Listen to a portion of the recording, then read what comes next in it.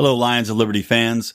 I'd like to dedicate this show to Gavin Keefe, who's a friend of mine, a friend of the show, and a friend of Liberty.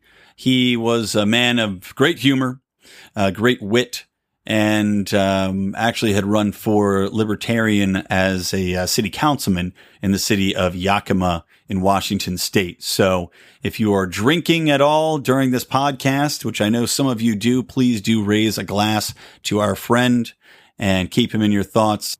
We lost a good man. Guess what, Lions? For as little as $5 a month, you can get access to exclusive bonus audio content and help this program grow by joining the Lions of Liberty Pride. To learn more, head over to lionsofliberty.com/support. Welcome to Electric Libertyland, here on the Lions of Liberty podcast, your weekly shot of culture, comedy, and liberty with your host, Brian McWilliams. Hello out there in Electric Liberty Land. Hope you all are doing fantastic today. I've got some very special guests. Two friends of mine are going to be on the podcast. I do want to warn you, though, there is going to be a good amount of cursing in this episode, and also the audio does get a little bit spotty, so I apologize for that. Doing a three-way call sometimes on the Skypes can be a little bit difficult, so there's a little bit of crackling, a little bit of shucking, a little bit of jiving, but I know you guys are troopers, and you'll be able to power through. I promise you, you will enjoy it. All right, everybody, welcome to the Electric Libertyland podcast. This is episode number 26, which of course means you can find this at lionsliberty.com/ELL26. Also got to give a little shout out at the top of the show to our sponsor over at martinarmory.com, guys. Please do check them out. They've got an incredible selection. Basically, they take the top 25 arms that you can buy. So, it's not going to be everything under the sun. It's going to be the 25 most purchased weapons, the ones that are really going to get the job done. They got amazing prices over there. So check them out, martinarmory.com. While I'm at it, I want to bring in some very special people that I love. So basically two comedians that live right here in my area of Venice / West LA. Two guys that I have done stand-up comedy with, two of my favorite comedians actually, that I've met. And two guys I just recently found out are libertarian, or at least liberty bent, which is pretty interesting. So we're going to talk a little bit about that. And, first I'll bring in Andy Ruther first. So Andy, what's happening, man? What's going on, Brian? How are you? I'm good, brother. I'm suffering through this minor heat wave, I guess you'd call it, but I'm overall keeping my shit together. So that's good. And you guys are. Go ahead, man. I was gonna say libertarian bent. Does that mean that like how the penis is slightly bent? Is that my political ideology? Is that how you? I think so. Kind of like it? Bill Clinton's curve to the left, but yours is just dead straight. That's the liberty dick. It's just dead straight, man. And then, all right, so that's Andy's voice. And now I'll bring in the other half of the Dirty Sports podcast, which is what these two gentlemen combine their forces to I don't know for good or evil, but Joe Praino. What's shaking, Joe? How's it going, Brian? I want to say right up front that since we're on a political show, even though I host a show with Andy Ruther, none of his opinions necessarily are my opinions, especially jokes about penis bends. That is, I don't subscribe to necessarily all his political or humor opinions. You don't get the penis newsletter he usually puts out? No. It's literally or figuratively subscribe. He's been trying to deliver it to me for years. And I refuse to accept it. Every Tuesday morning, banging on the door with a cup of coffee and the penis of the week subscription. Now, for your ad up front, arms, are those like right arm, left arms? How is this? What all of the above, man. Whatever Gotcha. You can rip off of a person and beat another person with, that's what they've got. The top 25 arms that have been ripped off people this week. Exactly. I think they've got Jesse Owens in there. Hulk Hogan's arm is on there. It is sweet though. I mean, are you guys arms owners? Do you own firearms? Are you in possession in the ghettos of Venice?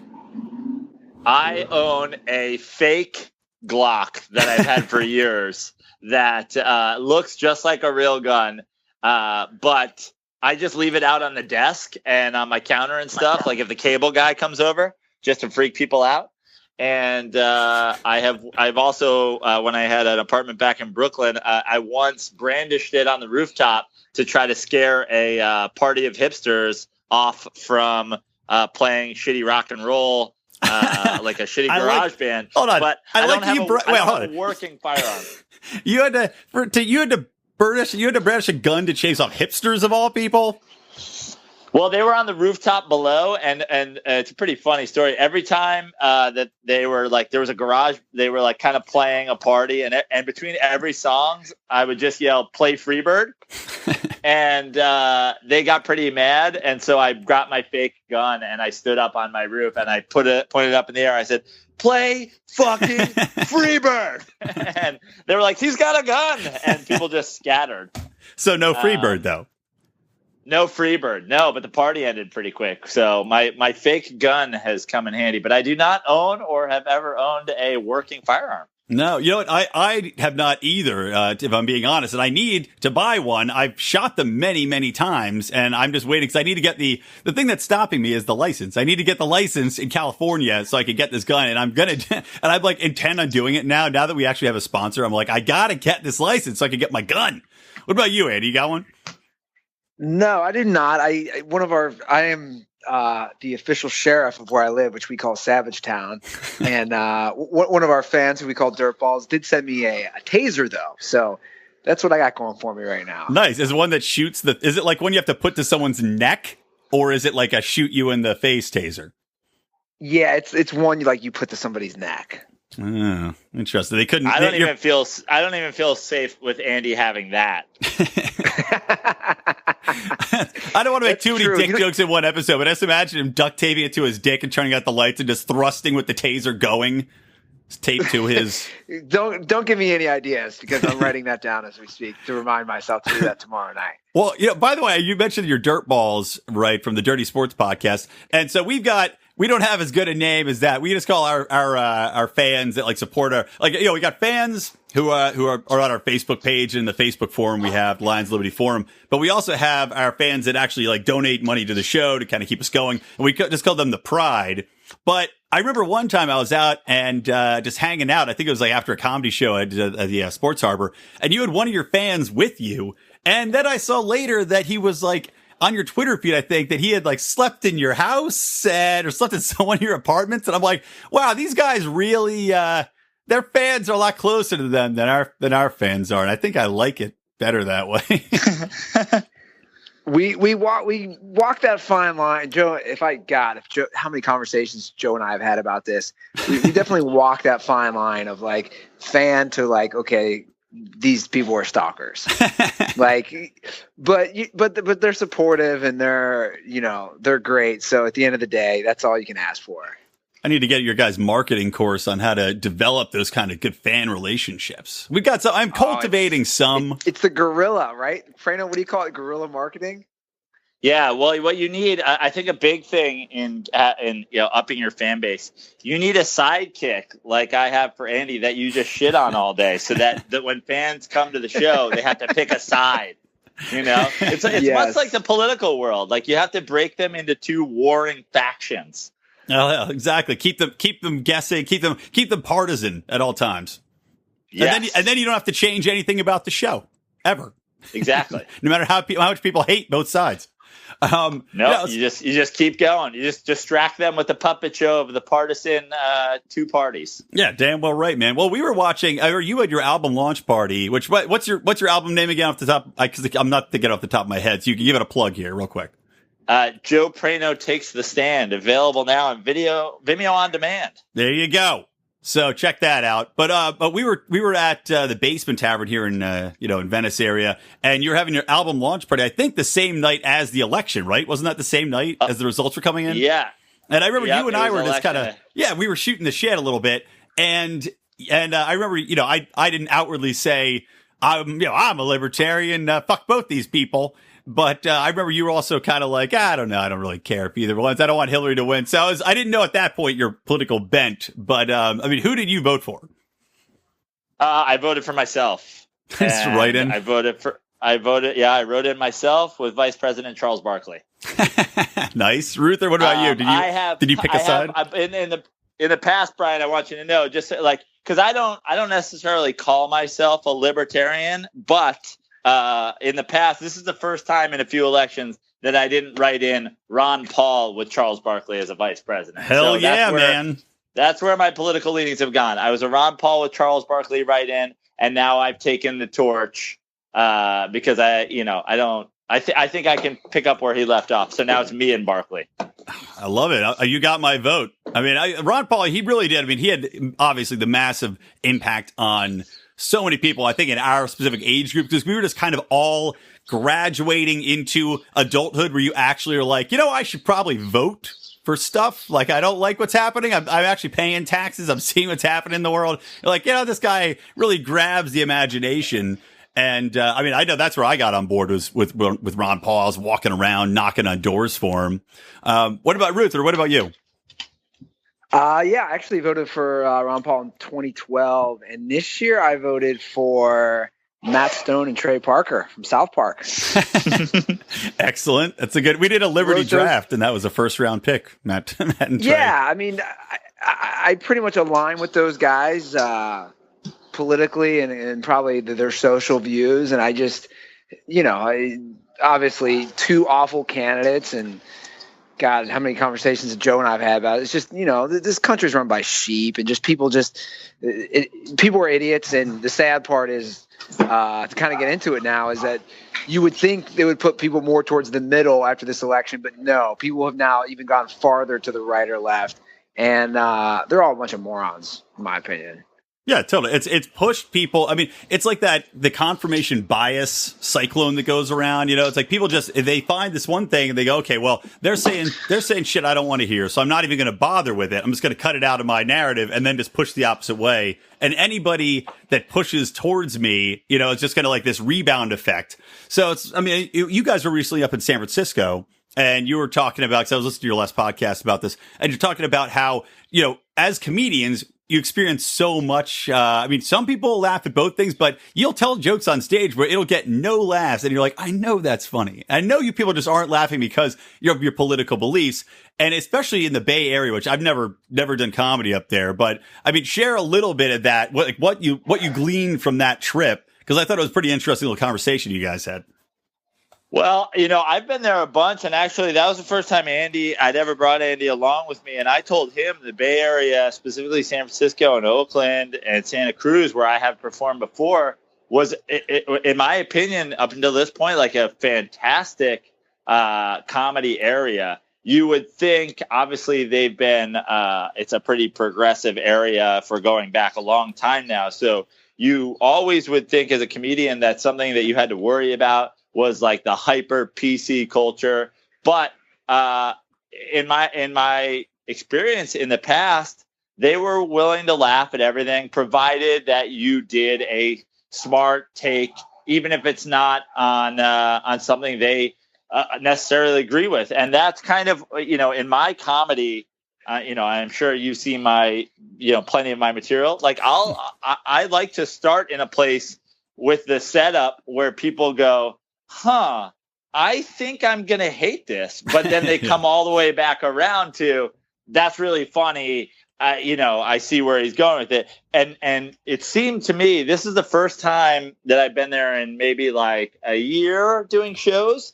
And it just seems like a totally different climate. Like the setup wasn't something that I liked. They never, it was like they were very close-minded to the idea that I was going to bring them back around to something that made them laugh. And that to me was really disappointing. It's like, if it's funny, it's funny. Like, hear the whole joke. Don't dismiss this because the premise, which I'm purposely saying in a way to kind of put you on your heels, right, does that. Don't rule out that it's going to go somewhere that's pretty funny. And that was really disappointing for me. And it seems like the super PC culture that is spreading everywhere has finally taken over a place that I thought kind of would have been that way before this. But it's sad because I was like happy about the Bay Area comedy before this. I was like, okay, I know you guys that's your kind of general attitude, but when it comes to comedy, you're very open-minded. And that was cool. And so I was really disappointed in this trip. Yeah, well, there's this double standard going on. Like, Andy, somebody had racially profiled you as a 49ers fan, right? While you're up there. Yeah, well, and I'll be honest, I was kind of caught up in the moment to even recognize certain things that Joe pointed out in the car ride back, which was basically, we were doing a show in Oakland, and I was kind of fucking with him about, hey, how you guys feel about the team leaving? And the one guy was basically like, you look like a 49ers fan, which – I made a gay joke out of it, but it was like insinuating like, oh, clean cut, white guy, well dressed. It's like, okay, so you can basically stereotype me, but I can't go back to you. It's just that double standard that we have. And the funny thing about all this was that Joe and I did a show Wednesday night in San Clemente and down in the very southern part of Orange County, and all our stuff that maybe didn't hit as hard in the Bay Area crushed at that bar. Yeah. So it's just interesting to see. It's like I have a newer joke about teachers don't deserve more money. And that was such a, like something as stupid as that was so touchy, where like Joe's saying, I know they're going to disagree when I say, do you guys think teachers deserve more money? And everybody says, yeah. And I say, no, they don't. And then I go into my bit about how teachers get 14 weeks off in the year. And I believe that. Like, it's a joke, but it's true to me. Like, I was saying to Joe, name a job where somebody gets 3.5 months off in a year. You don't deserve more money. And Sorry. They can optionally work during that time to make more money, too. Like, my mom was a teacher for, 40 years. She's a second grade teacher. So I'm coming from a position, too, of, that was my mom, But no, totally with you, man. Yeah, they get this entire stuff to spend with the kids, to have, and as a cop car drives by, they get this time off to spend with their kids, to go on vacation, to do all this stuff. And it's like, yeah, you're not working during that time. So if you amortize this, they're making a pretty good amount of money considering all the alternatives there. And like I said, you can make more money too on top of that. You can get a job at Burger King if you want during that time. You don't just have to sit around. While you're getting paid. When I was a teacher, I was on salary. We had 10 weeks off in the summer. I was on salary still. And then I got a job as a lifeguard at the Rio Hotel because I wanted to meet girls. It's like they're missing that point. Like these are facts, people. It sounds like the plot of the movie Summer School a little bit. And it's a great movie.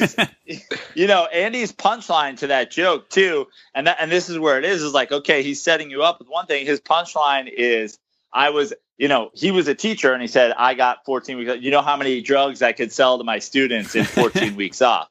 Which, first of all, you're coming all the way back around to a joke. Obviously, Andy didn't sell drugs to his students. But then, that immediately should kind of clean out the idea that it was a serious premise to begin with, whether Andy believes that or not. Now, I have the opinion teachers should get paid more because then it might attract smarter people, and guys like Andy Ruther would never be given a classroom of kids. But that would be fantastic for everybody. That's neither here nor there. Well, but you know what? That's where, I always made this argument when Betsy DeVos or however the hell you say her name, when she was talking about school choice. That was my big argument for people that are like, oh, teachers don't get paid enough. I'm like, well, you don't understand. If you have school choice, then people can vote with their wallets and with their vouchers, and they can go to these schools. And then these schools with an influx of kids can pay or they can charge more because they can pay the teachers more money. So you have better kids going, you actually have the choice rather than just, you're going to get paid X amount and we're going to shove 75 kids in one classroom and everybody's just going to get sucked. And then there's nothing you can do about it. Like, school choice. That way you could actually have that market at work and education. Yeah, absolutely. And it's just, obviously you come from that background, Brian, if your mom taught for 40 years. I was one and done, but even. Did you quit or were you fired? No, I quit. I was not the guys who do 1 year of college and then go to the NBA. I was one and done as in this just isn't for me. But the thing is, it's not getting any better. This is the thing with everybody. This is to bring it back to politics and everything. Every goddamn election, they talk about the schools. They talk about schools. No one has been ever been able to figure it out. The schools only increasingly get worse. The public schools are atrocious. These are facts. And it's just so funny to me because there's so many things. Like I'm basically, and I went to private schools my whole life, so I'm biased. But my thing is like, I'm more towards vouchers because my thing is the public school system's never going to get cleaned up. It would have already happened. It's never going to get cleaned up. So I'm more towards pushing some of these kids from rougher areas into better schools because those teachers care more. It's just a fact. Yeah. Well, I mean, it's one of those things where on a broader level, one of the issues I have with a lot of progressive thought about like the state running these things. And like you're saying, the public school system is so effed. And I don't know why I'm saying F because we're already cursing on the show. But anyway, it's so fucked. And you look at it, but it's like been this way for how many years? And you look at like the state of war, it's been this way for how many years? And the state of all these institutions where they've had their chance, like social welfare and the welfare system, the way it's set up right now, and food stamps and trying to eliminate the poverty level. They keep throwing more and more money at it. And the poverty level keeps staying the goddamn same. So you're like, shouldn't you try something different at some point along the way here? Just to mix it up. Maybe just for 10 years, try something different, see if that works a little better. Well, to me, and like, that's why I don't even know where I come down on like the political scale anymore. It's like, if you're a teacher, like I am for putting more money toward education. I am for like raising the quality of schools because what happens, and the reason it doesn't get better is like you can turn the classrooms into whatever. You can put iPads in all the teachers' hands and all the kids' hands and all the stuff like that. And you can throw, good money at bad money all you want. But the bottom line is, unless you have people there that are like really committed to making a difference, nothing's going to change. And the bottom line is people just don't get paid enough to care that much. Most of the teachers I know that I went to college with and then went into New York City public schools, they did it for the time off. They did it because they weren't really qualified to do much besides teach high school math and have 14 weeks off in the summer to hang out at Jones Beach. They had drugs to sell. Yeah, exactly. They like to go. I mean, the amount of times that I would be out at night in New York and it's 4 a.m. and I'm with a chick at the bar and I'm trying to get her to come home with me. I'm like, don't you have work in the morning? She's like, yeah, I got to teach 3rd grade English at 7 a.m. I'm like, what is wrong with our system? Hey, our 3rd grader's going to know if you're drunk. If they don't know when mommy's drunk, they're not going to know when the teacher's drunk. That's my opinion. But my point is, yeah. My point is like, if the salary of a teacher, and I say this about police too, because obviously we have a big problem with cops in this country, is like, if that was a very difficult job to get, if that was a very competitive job, if the salary was really high, you would get really, really quality people that wanted to do it. Just like you get really, really smart people that want to become doctors and lawyers because the salary of those professions is pretty high. So the problem is like, then people go, well, where's all this money coming from? And that's kind of like where I am on the political scale. It's like, hey, maybe if 70% of our taxes didn't go to war, we would have plenty of money for teachers and cops who don't hate people and all these other things that we need. Right. Like healthcare. I'll segue into healthcare now because, this bill's going through. The Senate just put forth their new bill, which is just as terrible as the old bill, really, in my opinion. But again, I also hate Obamacare. So essentially, just a breakdown for the audience. I think a lot of you guys already know this, but they put forth the bill. Essentially, it is a slight reworking of the House bill. And now it's like the CBO just projected this bill it's going to have like 22 million people are going to lose their health care. Now, not necessarily lose is the wrong term. The 22 million people are projected to not have health care under this presumed new bill if it passes. And in addition to that, it's going to save, they said 410, billion, or as opposed to the old plan, which was just everything, out the window, is super expensive. So my biggest issue with this right now, because this is all like snap reaction from everybody on the internet, but my biggest issue right now is that, number one, people seem to ignore the whole concept of lose versus willingly opt out, because they projected about 15 million people in this new program, if it passes, can opt out of healthcare. So when you see all these people online saying, oh my God, 22 million people are going to lose healthcare, they're just completely full of shit. And it goes into what we were saying, where people just latch onto the information that goes with their side of telling the story and ignore anything else that might disagree with it. So, I mean, what do you guys take? What have you seen online, and what's your take on the newest healthcare bill and healthcare overall? Yeah, I mean, I agree with one part of that, which is absolutely that people, everybody gets their news from the headlines now, and they don't follow the whole story in terms of all the details of it. I remember when the first news about it broke a couple weeks ago, which was, they threw out some number, which was, this is how many people will lose healthcare by 2026. Right. Yeah. Not even immediately. Yeah, not even immediately. In 2026. So 9 years from now, if this healthcare bill goes through, this is how many people lose. I'm like, well, who gives a shit? Obamacare didn't last 9 years. Every other plan didn't last 9 years. So now you're just using scare tactics on people to freak them out, when even if it does pass, it's probably not lasting that long. And there's going to be some new version of it when the next person comes in. It's like, well, I didn't love Obamacare and I don't love this care, but so I'm going to do a third version. And this is what that's going to look like. It's an ever changing thing. Again, I come from a place where, look, I haven't had health care since I graduated from college at all. The life of a comedian.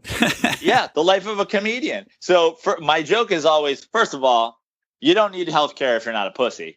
And second of all, and that's a joke, obviously, like people have, disease and, all kinds of shit. So health care is important. But to me, it's like, I thought Obamacare was a disaster. This health care plan is a disaster. It's like, just get it right. It seems pretty basic that so many of the countries of the world have universal health care, and the number one world power can't figure out how to make it work without it costing the taxpayers an absurd amount of money.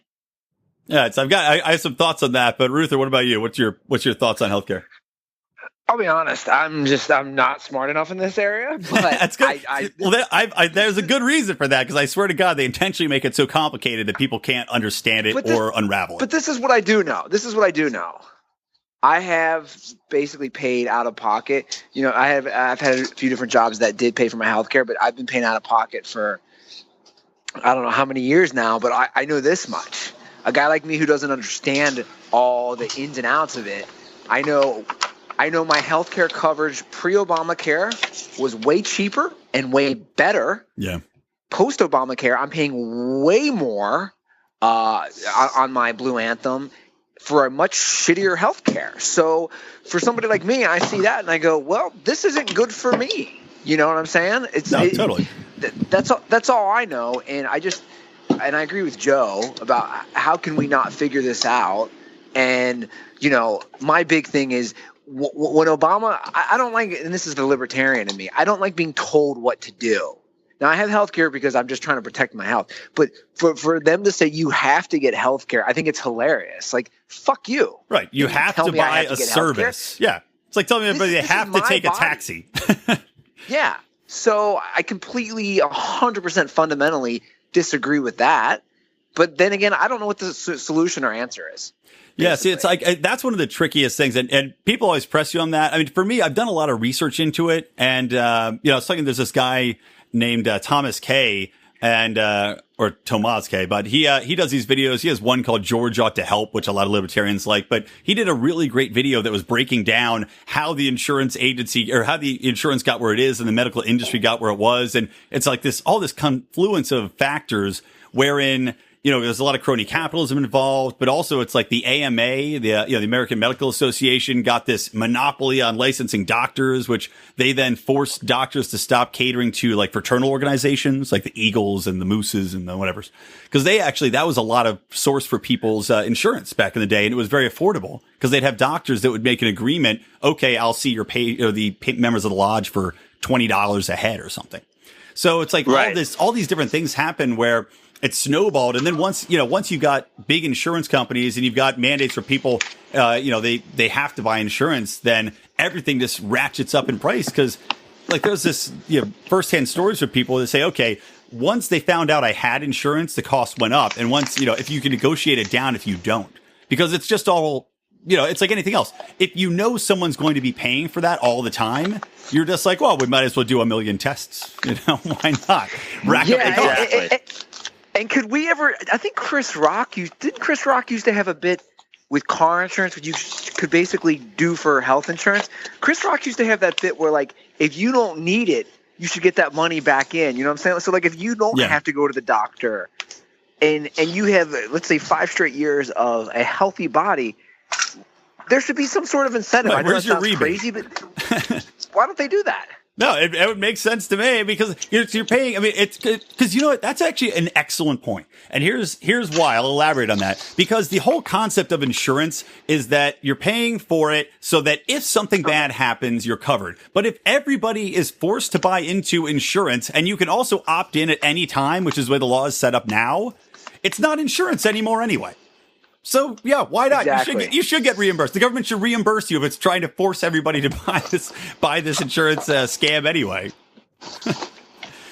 So, yeah, I mean, or put that money to better things. Oh, okay, we didn't need your health insurance, like Joe was saying.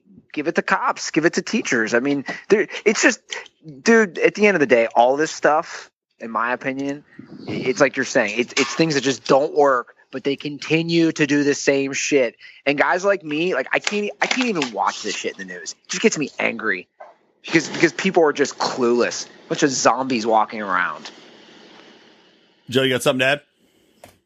No, I mean, I was going to agree with Andy's point before, which was like, again, I don't want to be told what to do. Like,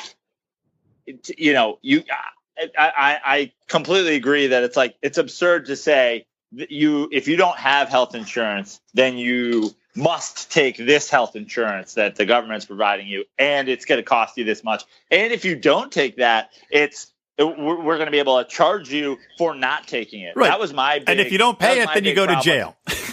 Yeah, exactly. Which I just refuse. I mean, I refuse to do that just out of principle. Like I'm never paying for, now I'm never paying for that because no, you're not going to tell me to do that. Again, I think the number one or number two, the top two problems in our country are we spend way too much money on shit that we shouldn't be. And if we didn't have that, then we could get into real conversations about, whoa, what should we do with all this money that we're taxing people for? First of all, I don't even think we should be taxed all that much. Like it's absurd how much we're getting taxed. For both parties, like the Republicans run on the idea that like, oh, we're going to tax you less. We're still going to tax you way too much. We're going to tax you less. They're just going to spend it on war. They're going to tax you slightly less, spend more of it on war. Exactly. And the Democrats are going to tax you way more, still spend a lot of it on war, but then also sprinkle in some healthcare and maybe some free community college so people can drop out of that and waste money. It's the same. They're giving you the same bill. They're just like adding on some other services. Right. It's like here's the difference. Ready? It's you stay at one hotel and they waive the resort fee and the other one hits you with the resort fee. There it is. Exactly. That's all it is. All right. Tell you what, I'm going to take a quick commercial break. And then when we come back, we'll talk about more. Let's talk a little bit more how the people are being duped and are sheep. And because I really want to talk about the CNN story that came out about the story that wasn't vetted and three reporters had to resign, including a Pulitzer winner. So, all right, we'll be right back, guys.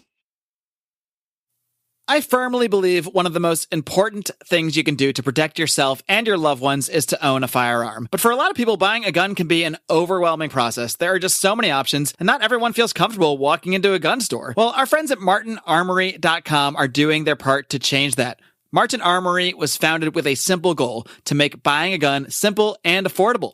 Instead of carrying thousands of different guns, MartinArmory.com only carries 25. This allows them to focus on providing the most popular guns on the market at insanely cheap prices. And now, for a limited time, their prices are even more insane, as MartinArmory.com is offering Lions of Liberty listeners free shipping. Simply go to MartinArmory.com, pick an awesome gun, and enter the promo code LIONS. Again, that's MartinArmory.com. The promo code is LIONS. All right, and we are back. A big thank you to Martin Armory, our sponsor, guys. Please do check them out and use that Lions code for free shipping. I am here with Andy Ruther and Joe Praino from the Dirty Sports Podcast, and we just finished up chatting a little bit about healthcare and culture in general, but I really wanted to talk about now this ongoing narrative, which has been driving me up the fucking wall, because CNN, which I used to watch, I don't know about you guys, I used to watch CNN I'd go to it as a neutral, because I was like, God, I can't watch MSNBC and that progressive bullshit. And I didn't watch Fox because I was like, that's just all Republican bullshit. So CNN was like, I'll find this middle ground, and I foolishly trusted them. But all they do now is talk about Russia and the scandals and collusion, and this all blew up because just recently, and of course, Trump's been accusing him of fake news, but this happened like a day and a half ago. But 3 CNN journalists, including the executive editor in charge of a new investigative unit, and a Thomas Frank, who wrote the story, and this other guy, Eric Lichtblau, an editor, have all left. And one of the guys, I believe it was Lichtblau, was actually a Pulitzer Prize winner. So they had to leave because they published a story online that only had one anonymous source cited, and they, CNN, to their credit at least, pulled it down, but they were like, what are you doing? Like, if anybody who's seen All the President's Men knows that you need to have several reliable sources, confirmed upon confirmed, if you're going to put it out there as a news organization. So what do you guys think of what's happened here? I'll start with Andy. Andy, thoughts on CNN's overall obsession with Russia and this recent quote-unquote fake news? You know what's funny on all this stuff since basically the election happened? I literally don't know what to believe. We live in this age where everyone, and Joe and I hammer this on our show, everyone gets their hot takes from a fucking meme. Oh my God. Totally. Did you see what Obama did versus Trump? Did you look at this meme? LeBron compared to Michael Jordan. It's all, again, to me, this is the main point. It's all a bunch of fucking zombies walking around who don't do any research, and they see one little thing, and then they just believe it. So, like, my thing is, clearly some shit happened. Clearly some shit happened in our election with Russia. I think I know – I don't know enough about it, but I think I know enough from what I've seen that some shit happened. Then again, who knows on how many of our elections some shit happened, and how many elections have we interfered with in other countries? All the elections. Like, it's just all corrupt. I mean, again, I don't want to sound like just the jaded, cynical guy, but I'm like, this is why I vote for Matt Stone and Trey Parker, because you're all corrupt. You're all the same. Blue, red, it doesn't matter. You're all the same. No, exactly. It's the good point there. It says we have interfered with so many elections. Like, what was it? Not Egypt. Fuck, whose election was it? But it was like, we overthrew this government, and we're like, all right, now you guys are going to have democratic elections. And they're like, all right, cool. Well, we want to elect, Hamas. And we're like, oh, no, I don't think so. I don't think so. So who's, by the way, is somebody eating is some old man eating a Werther's original? Is that you, Praino? I can hear you. I don't know. No, I don't know what's going on. I'm just sitting here listening to you guys. I'm hearing, maybe it's rude. I'm hearing like crackling. It's somebody like crackling. It's not me. I've been hearing that. I didn't know what was going on. I was like, what's going on? The hell is that? Is the FBI? Somebody in the FBI is eating a Werther's listening in.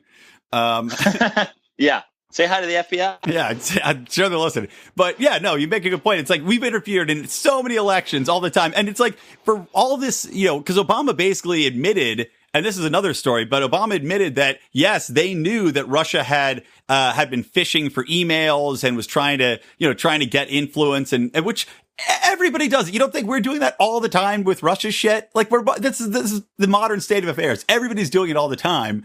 And Obama knew about it and then didn't say anything. And when they asked him, his official was like, "Oh, we choked on that one." It's like, what? You know what I like, though? I like that Russia's back in the forefront, because I am a big lover of 80s music, 80s pop culture, 80s movies. And I'm like, 80s was all about Russia. A little Red Dawn. We Red Dawn, exactly. We need to do Rocky IV again. We need to just do it again. Like Russia's everywhere. Let's just do it. Praino, what about you?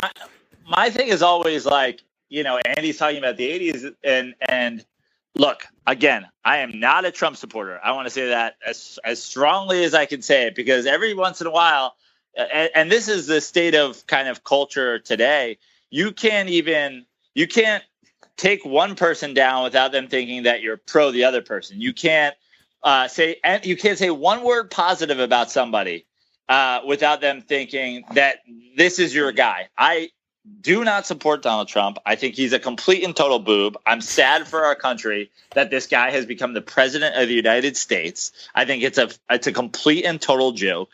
It was very funny. I mean, it still is very funny. But are we like, when you have a president, like, aren't you supposed to have good relationships with other countries? People are acting like if he did have a good relationship with Russia, that this is like a horrible thing.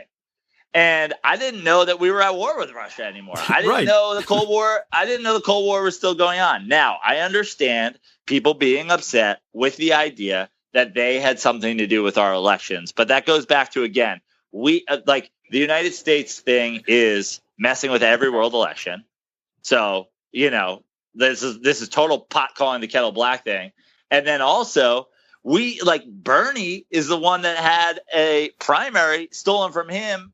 And then people are like, whoa. You can't meddle with a presidential election. You can meddle with the elections that decide who gets to run for president, but you can't meddle. It's cool that, I was going to vote for Bernie, but Hillary stole that primary fair and square. So now I'll vote for her. Now I'll vote for her against Trump. What? She stole this election? I am outraged.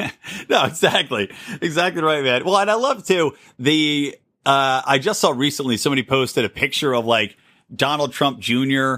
at a Russian real estate convention or something like that. And they were like, aha! And it's like, well, he said, what's the deal? They're in real estate. I mean, this was years ago. What's the problem? So yeah, it's like they're taking all these relatively innocent things and talking to somebody. We should want our president to be speaking with the other primary nuclear superpower in the world before he gets into office. Just kind of like, here's what I'm thinking. It's like, if you're going to go on a date with somebody, you're like, oh, you want to go see a movie? Or do you want to go just straight to fucking, like maybe talk it out before you pick them up? I think he's 100% in bed with Russia. But the thing is like, is that any worse than the people that presidents in the past of both parties have been in bed with?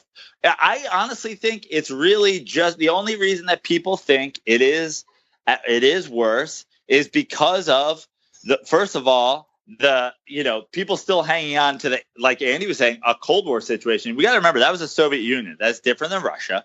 It's a different thing. Also, the media, the way you're talking about CNN and the way that people look, the news is no longer taking a loss. CNN is a company that makes money. I worked for CBS News. When I worked for CBS News and prior to myself working there in the 50s and the 60s and 70s, they had programming on that made money. And the news lost money, but it gave the network legitimacy. We're going to tell you the truth. We're going to tell you the news, and along with that, we're going to give you entertainment to pay for basically the news division and all this stuff. But now it's just like anything else. CNN has to make $1. So, of course, they're going to put out stories that are absurd, that make people do page views and link clicks and watch the channel because they're in the business of making money. Well, and that became very apparent. Did you see the story today where they had this undercover video from James O'Keefe? I think his name is Project Veritas, where they have this CNN producer named John Bonafield who was on camera being like, it's mostly horse shit, but the ratings are really through the roof. Yeah, exactly. And like, there's probably a reporter in that story who was like, well, look, if we didn't get a ratings bump, I was getting fired anyway. So I tried something and it worked, but then they found out it was all a lie and I got fired anyway. It's like, right. I took a shot, I took a shot. Hey man, you're never going to make a basket if you don't shoot. Exactly. Yeah. But it's like, the whole thing, but it's just, it's like this manic feeding frenzy. And that's my problem is the media, they should be this neutral entity. And we don't have anywhere really to turn for a neutral entity now. We look online and I try to be careful not to go and be too partisan in the news sources I read. You know, like I hate Huffington Post because it's so progressive. Oh, dude, don't even get me started on that. So many cisgenders and feminist articles, but dude, I used to go to them every day because it was easy content when I worked on Sirius XM, and it's so skewed. It's hysterical.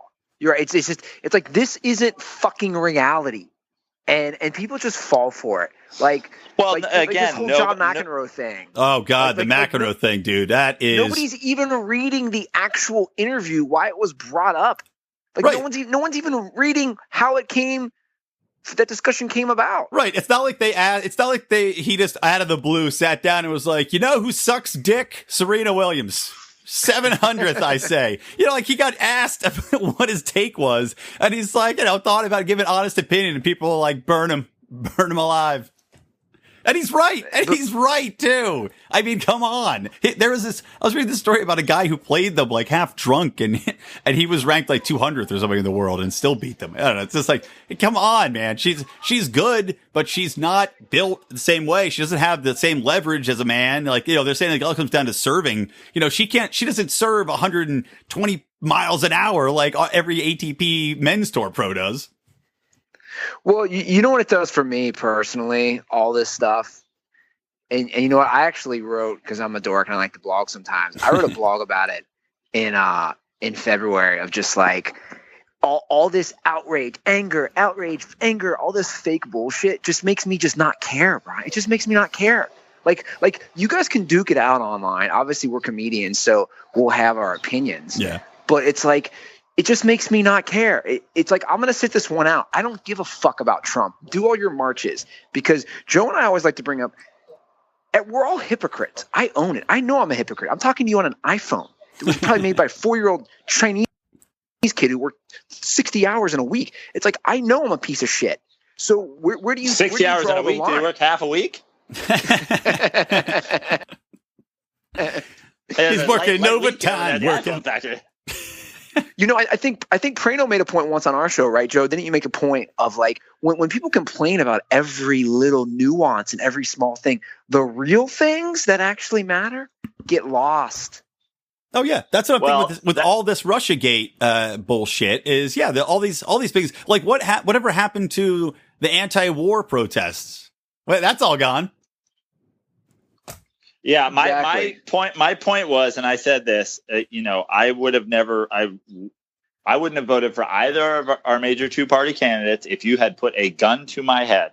But like a fake Glock, though. Let's be clear. Right? A fake Glock. And I'm going to say it again because I do not want anybody to misconstrue this. I think Trump is a complete and utter moron. But if I had to choose between the two of them being president, I would have chose Donald Trump simply because of what has happened. And I predicted that this would happen. Suddenly, everybody is very concerned with every single little decision the president's making. And people are marching for things they care about. And people are yelling for things they care about. And we are long removed from a time when people did that. When people went out and they said, I believe in this and I'm going to stand up for it. And I'm going to watch, like, the amount of things that well-spoken, well-liked, good-looking presidents have gotten away with because no one thought, hey, man, maybe I should follow every little aspect of their presidency, is incredible. So I like that people are caring, and I like that people are watching his every move because I'm sure he's up to no good. Most of these guys are up to no good. But what's important is, or what's sad, I should say, is that people are getting caught up in the bullshit and getting caught up in the Russia shit and the partisan shit. It's like, no, you guys had a good thing. Like, go march for feminism. But you should have marched for feminism if Hillary won too, because all the stuff that is happening in Senate and then Congress, that all would have happened if she won too. So the idea that you're marching against Trump is wrong. You should be marching for feminism, right, not against Donald Trump. Right. And then speaking of, This brings us to our final topic. Because perfect segue, man. You're born natural. Because I want to talk about a specific march that went on. Because, it was Pride Week. And were you guys in San Francisco during Pride Week? You were, right? We were, yeah. How'd that go? I'm not saying Andy should have made an announcement when he was there, but Andy should have made an announcement while he was there. I haven't seen so many glory holes in a 72-hour period in my life. It was glorious. They were just going around. There was like a public servant, like somebody working for the city, just going to every bathroom with just like a giant hole punch, just punching holes in every stall door. Is that essentially what you're saying? Yeah, it was basically. And by the way, Andy, dick for days. Yeah, and in those glory holes, you just put your eye up to it, and you could watch the old Denzel Washington movie Glory through the hole. I love Glory. Oh, I'm in. I'm booking my ticket.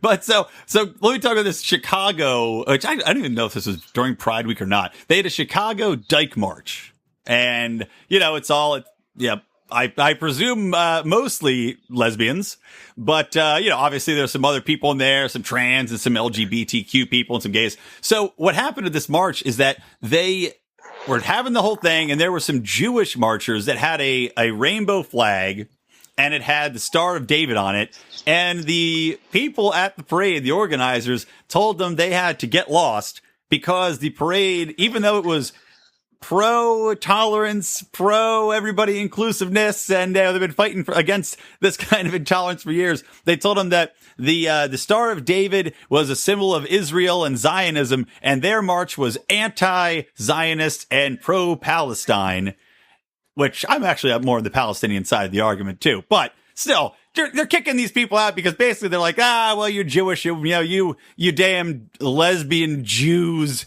your opinions don't jive with us. Yeah, it's absurd. It's absolutely absurd. The world has broken into so many niche groups that you'll never have enough of a voice where everybody's on the same side to ever make a difference again. I read an article in the Sunday New York Times this weekend about how gay bar owners are upset because now people who aren't gay are coming to their bars. So they have actually done such a good job like promoting equality that now they're seeing equality in their patrons, and it's upsetting people. There's never going to be everybody is so concerned with their own very narrow, very particular set of problems and issues that no one will ever be on the same page again in a large enough group to make a difference. And that's why I'm just, I can't, I throw my hands up and I go, I literally don't, I can't, you people have no shot if you can't step back and go, look, everybody that wants to march for lesbians should be allowed to march for lesbians. The more people here, the better.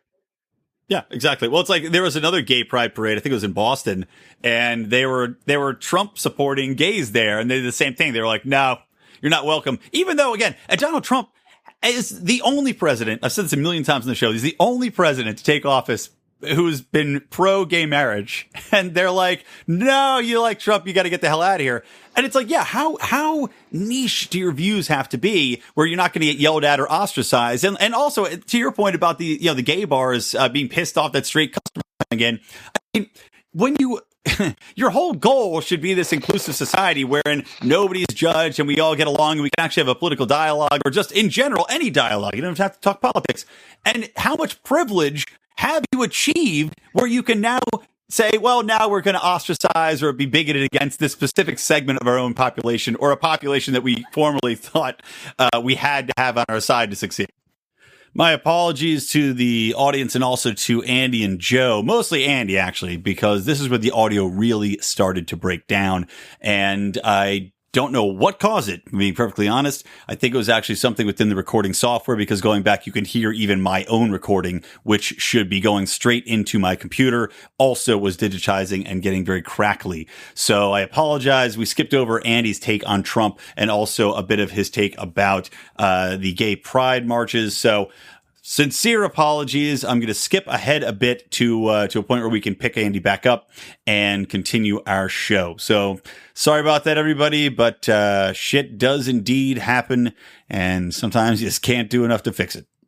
Dude, I saw something at Sports Harbor You'd already left after last month's show. It was really funny because it was Memorial Day weekend, and some of these guys, you can tell they're pro-Trump guys, a bunch of idiots, but they came in parading around the American flag, and it was really funny though because it was later at night. I told Joe this. This white girl and white guy go up to this other white guy who has the flag draped around, and she's like, "That's embarrassing. That's embarrassing. Our country's embarrassing." And she's getting all offended, and she's trying to chew the guy out. And then swoops in this Mexican kid, which made it even funnier. He's like, "Yo, man, that's my flag. I was born and raised here. I'm the one." And it was one of those great of like social justice warrior doesn't know how to react. Yeah. The I love it. Guy I wish I was there. Proud and brought the flag. And dude, I'm watching this whole thing unfold, and literally they didn't know what to say. And he's calling him out. He's like, "Oh, because I'm Mexican, you don't know what to say. I'm the one with the American flag." And it was just like, again, we're all basing everything off these assumptions, and we're not having real dialogue.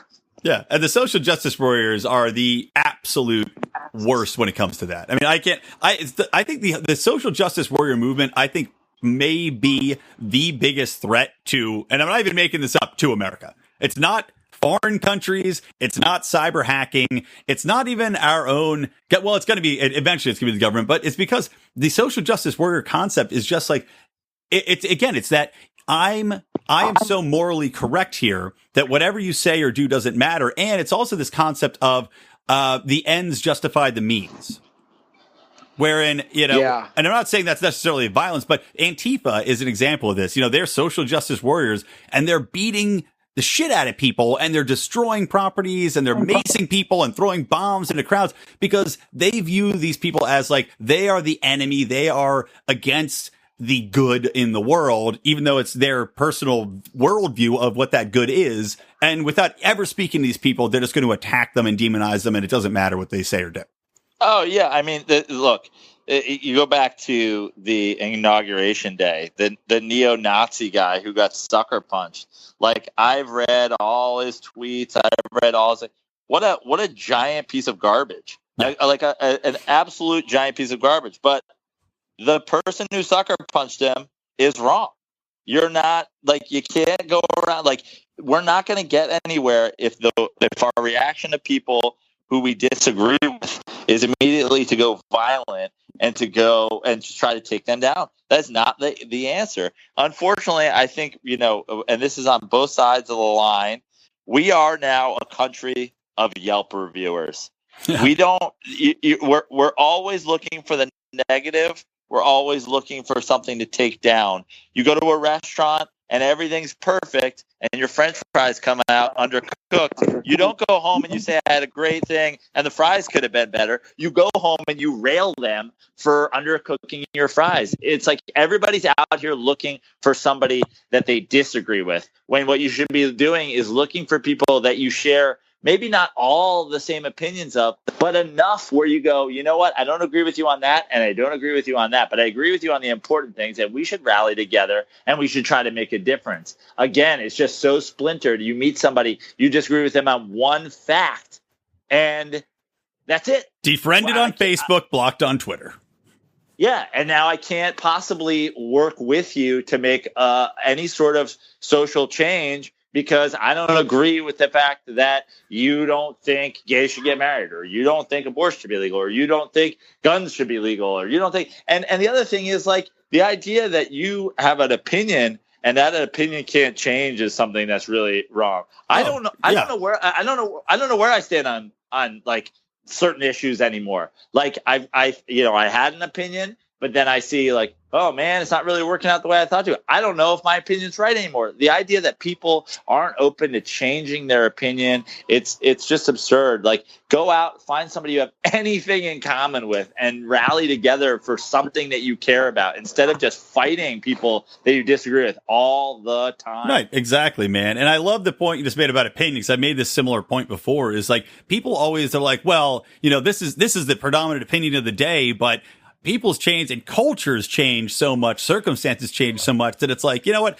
At one point in time, everybody was just okie dokie with slavery, and I make this in conjunction with a free speech argument, actually, and why I hate speech and I hate all these kind of conditions people put on free speech, because, when everybody thought slavery was just cool and peachy, somebody had to be speaking up and saying, well, that's not right, which at the time probably could have been labeled as hate speech because you're saying that, oh, for the white people are wrong, So, yeah, your opinions change over time, cultures change over time, but you need to have a dialogue in order to get all the opinions, to understand where people are coming from, to form an actual informed opinion on anything. And right now, is just absolutely no interest in that.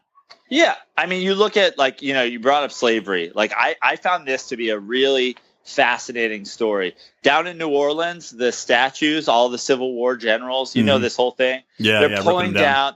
They're pulling down them all, and they're saying, "Look, the mayor there, or whatever, saying we're on the wrong side of history. These guys were fighting for slavery, and we don't want to be associated with that. So they're all coming down." We're going to get rid of the fact that there's a history here, and we're going to get rid of the fact that these things have always been here, and that these things are landmarks, whether you like it or not, for our city. And we're going to take them down because these guys fought for slavery. Well, guess what? George Washington had slaves. Yeah. Are we taking down the Washington Monument? Because I'm okay with that. I'm 100% okay with that. It's look, we're doing away. Anybody that supported it was on the wrong side of history, and we're taking it down. But I don't see him coming off of our money. I don't see the Washington Monument coming down. So that's where it becomes hypocritical.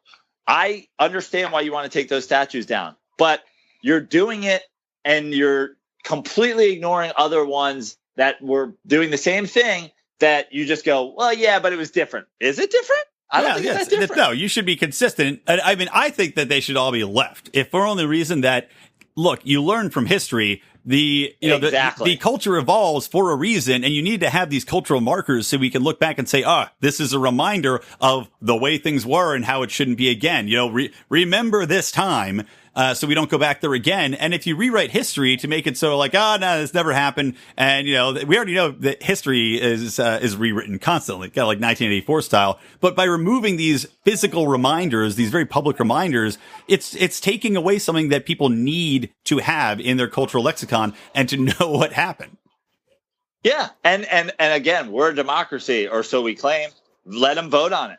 If the city of New Orleans voted and it passed, okay, do whatever you want. Take down whatever, take down the statue, take down, anything that people put to a vote and say, hey, we're thinking of changing this. Great. It's voted. It's changed.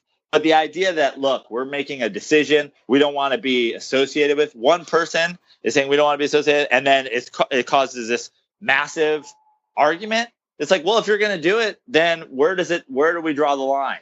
And that's just the problem, is everybody wants to pick an issue and have it be their issue, their little issue. And if people don't agree with every other thing that they're saying, then we can't be on the same team. And to me, I'm I don't believe in our political system at this point very much at all. But I want to be on a team with not just people in our country, but people in the world all working for a much, much better place, because it's global now. It's, the idea that we're still, dividing things by borders is kind of crazy to me. We all need to be working together, and it just keeps getting more and more fragmented. Not only are we different countries and different states and different cities, but now we're different political parties, different sexual parties, different racial parties. We just keep fragmenting off. You're never going to have a teammate. We're all just going to be one person.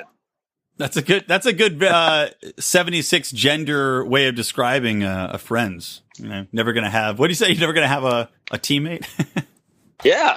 It works for all the genders. Exactly. You know what? I want to end on one thing, since you guys, I'll wrap this up with an assessment. I'll see if you buy into this assessment. It's got to be on the sporting tip. And here's my thing. So far, in these last cycle of championships, you had the Patriots win.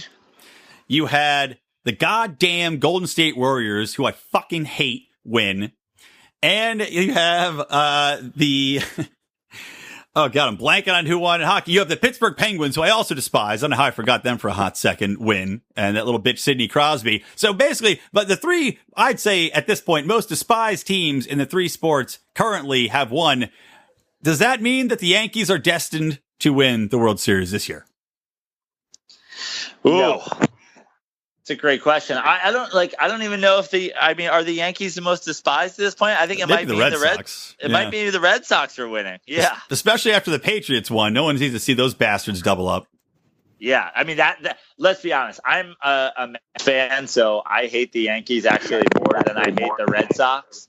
But as in terms of more evil and terribleness happening in the world, letting Boston double down with a double year again, that's worse than the Yankees getting one. All right. Andy, what's your take? I'd have to agree. Joe and I, we bonded over our disdain for Boston sports fans and everyone's racist. No, you guys are the most racist. You fucking own it. You are number one of that. Just own it. My ex girlfriend was actually she's like Chinese. She's not even black, but she got egged walking down the street as like a kid. They're like, get out of here! Ah, what the hell was that? What the hell was that noise? That was a motorcycle. Jesus! Are they ready to jump you? It sounded like it was in the apartment. I was gonna say I don't think the Yankees win. I really. I mean, they're an easy pick now, but I went with the Astros before the season started. I'm gonna stick with them. I'm going Diamondbacks all the way. Diamondbacks. Oh, nice. Yeah. All right, guys. Well, this was an awesome podcast, and I apologize to you. There's a little. The audio at times is a little scratchy, but whatever. Your ears are already bleeding listening to me all the time, so just deal with it. I just want to, whenever the audio is scratchy, it was when Andy was saying something very offensive. We didn't even get to my whole speech I was going to give about eating ass. We didn't even have time for that. Ah, well, don't worry. Next time on a very special edition of Electric Libertyland. All right, guys. So, thank you to Andy Ruther. Thank you to Joe Praino of the Dirty Sports Podcast. Check them out, guys. They're both stand-up comics as well. So you can follow them on Twitter at Andy Ruther and at Fix Your Life. And, of course, follow me on Twitter at Brian McWilliams. Follow Lions of Liberty on Twitter at Lions of Liberty. Join us on Facebook. Make sure, guys, to give us a review on iTunes. That always helps. And to reiterate, please do support the podcast. We've got our lionsofliberty.com/support, where you can become a member of our pride. As I mentioned earlier, you can't sleep on my floor. That's off the table for now. But, if you have a few extra bucks, shovel our way. That would be great. So, sum it up. Have a wonderful evening and a wonderful day from me, Brian McWilliams at Lions of Liberty, and from Electric Libertyland. Always stay plugged in to Liberty.